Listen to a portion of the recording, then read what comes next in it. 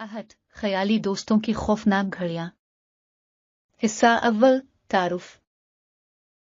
ये कहानी एक छोटे से गांव की है जहां एक नौजवान लड़की सारा रहती थी। सारा एक बहुत ही मासूम और तन्हाई पसंद लड़की थी। वो ज्यादातर वक्त अपने घर में गुजारती थी और उसकी कोई दोस्त नहीं थी। एक दिन सारा ने अपने वालिदैन से कहा कि इसके नए दोस्त आए हैं। हिस्सा दुवम, ख्याली दोस्तों की आमद। सारा के वालिदैन ने इसकी बात को मजाक में लिया और समझा कि ये उसकी तन्हाई का नतीजा है। लेकिन सारा अपने दोस्तों के बारे में बहुत संजीदा थी। वो कहती थी कि इसके दोस्त बहुत ही खास हैं और हमेशा उसके साथ खेलते हैं। हिस्सा सिवम, अजीब व गरीब वाकयात। जैसे जैसे दिन गुजरते गए, सारा के वालिदैन ने घर में अजीब व गरीब वाकयात महसूस करना शुरू कर दिए। रात के वक्त उन्हें दरवाजे खुलने और बंद होने की आवाजें सुनाई देती। बिजली की रोशनी बार बार चमकने लगती। हिस्सा चहारुम, वालिदैन की तशवीश। सारा के वालिदैन को फिक्र होने लगी और उन्होंने इसके ख्याली दोस्तों के बारे में पूछा। सारा ने बताया कि इसके दोस्त बहुत ही मेहरबान हैं, मगर कभी कभी वो बहुत गुस्से में आ जाते हैं। ये सुनकर सारा के वालिदैन मजीद परेशान हो गए। हिस्सा पंजुम, हकीकत का पता चिल्लाना। सारा की वालिदा ने एक दिन इसके कमरे में जाकर सारा के दोस्तों के बारे में मजीद जानने की कोशिश की।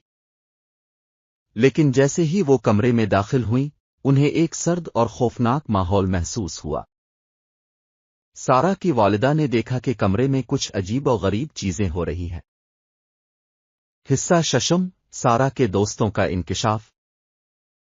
सारा ने अपनी वालिदा को बताया कि इसके दोस्त दरअसल ख्याली नहीं हैं, बल्कि वो रूहें हैं। सारा ने कहा कि वो रूहें इसके साथ खेलती हैं और इसे तन्हाई से बचाती हैं। ये सुनकर सारा की वालिदा खौफजदा हो गईं और फौरन अपने शौहर को बुलाया। हिस्सा हफ्तम, रूहों का हमला। सारा के वालिदैन ने फैसला किया कि वो एक मौलवी साहिब से मशवरा करेंगे। मौलवी साहिब ने बताया कि ये रूहें नापाक हैं और उन्हें घर से निकालना जरूरी है। उन्होंने एक मखसूस दिन मुकर्रर किया जब वो रूहों को निकालने की रस्म करेंगे। हिस्सा हश्तम, रस्म की तैयारी। मुकर्ररा दिन मौलवी साहिब घर आए और उन्होंने रूहों को निकालने की रस्म शुरू की।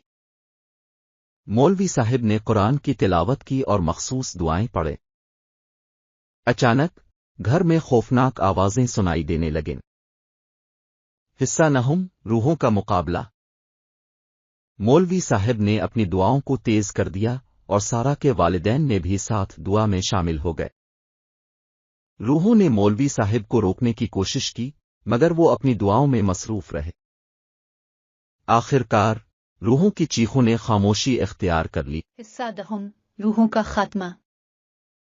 मौलवी साहिब की दुआओं की ताकत से रूहें तहलील होना शुरू हो गई। सारा ने देखा कि इसके दोस्त अब गायब हो रहे हैं और उसने रोना शुरू कर दिया। मौलवी साहिब ने सारा को तसल्ली दी और कहा कि ये उसके भलाई के लिए है। हिस्सा 11, घर की सुकूनत। रूहों के जाने के बाद घर दोबारा से पुरसुकून हो गया। सारा के वालिदैन ने शुक्र अदा किया और मौलवी साहिब का शुक्रिया अदा किया। घर के माहौल में दोबारा से मोहब्बत और सुकून आ गया। हिस्सा 12, सारा की नई जिंदगी।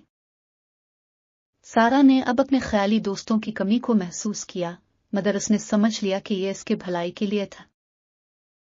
सारा ने अपने वालिदैन के साथ ज्यादा वक्त गुजारना शुरू किया और नए दोस्त बनाए। हिस्सा 13, सबक। ये कहानी हमें यह सबक देती है कि हमें हमेशा अपने बच्चों की बातों को संजीदगी से लेना चाहिए। अगरचे सारा के ख्याली दोस्त इसके लिए दिलचस्प थे, मगर वो इसकी जिंदगी के लिए खतरा थे। हिस्सा 14, इख्तिताम। ये कहानी 6000 अल्फाज पर मुश्तमिल है, जो आपको हर लम्हे में दिलचस्पी और तजस्सुस में मुब्तला रखेगी। इसे सुनते वक्त आपको हर लम्हे में दिलचस्पी और तजस्सुस महसूस होगा। और आखिर में آپ کو ایک بہترین اخلاقی سبق ملے گا جو آپ کی زندگی میں مددگار ثابت ہوگا۔ ختم شد۔ یہ کہانی اس بات کی بہترین مثال ہے کہ خوفناک حالات میں بھی ہمت اور حوصلہ ہمیں مشکلات سے نکال سکتا ہے۔